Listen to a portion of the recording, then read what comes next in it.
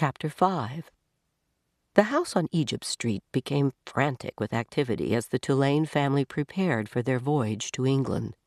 Edward possessed a small trunk, and Abilene packed it for him, filling it with his finest suits and several of his best hats, and 3 pairs of shoes, all so that he might cut a fine figure in London.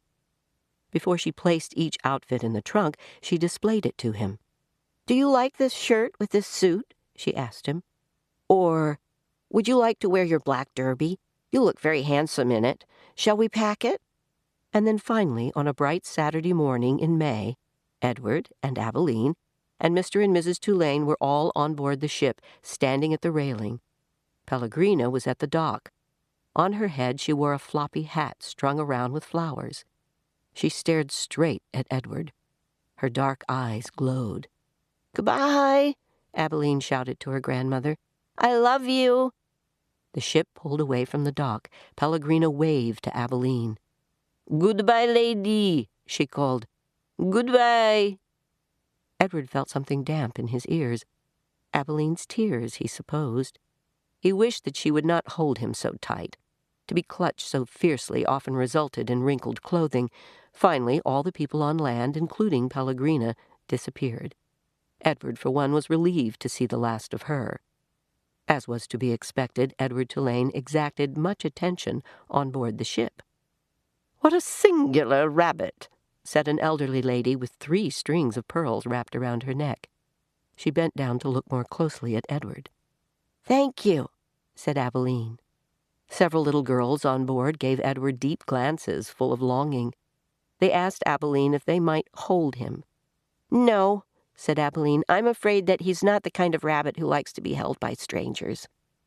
2 young boys, brothers named Martin and Amos, took a particular interest in Edward. "What does he do?"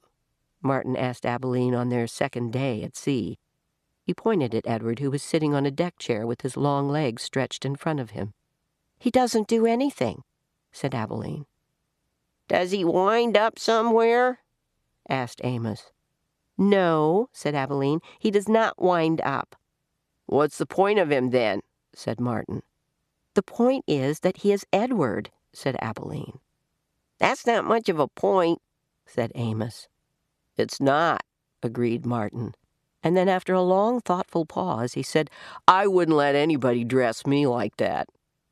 "Me neither," said Amos. "Do his clothes come off?" asked Martin.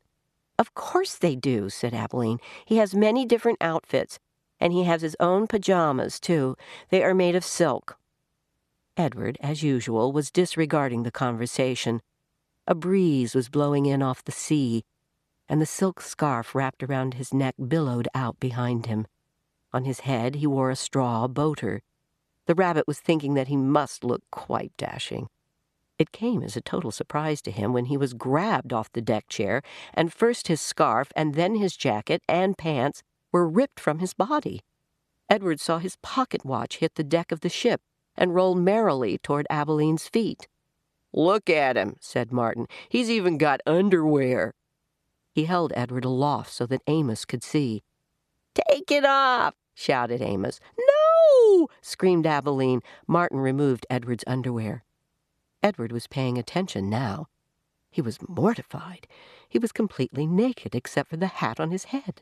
And the other passengers on board the ship were looking at him, directing curious and embarrassed glances his way. "Give him to me," screamed Abilene. "He's mine."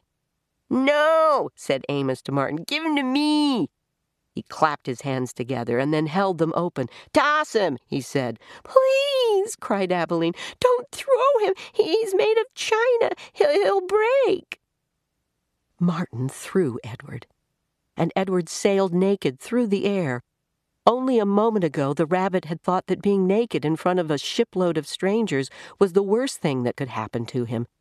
But he was wrong. It was much worse being tossed in the same naked state from the hands of one grubby, laughing boy to another. Amos caught Edward and held him up, displaying him triumphantly. "Throw him back," called Martin. Amos raised his arm, but just as he was getting ready to throw Edward, Abilene tackled him, shoving her head into his stomach and upsetting the boy's aim. So it was that Edward did not go flying back into the dirty hands of Martin. Instead, Edward Tulane went overboard.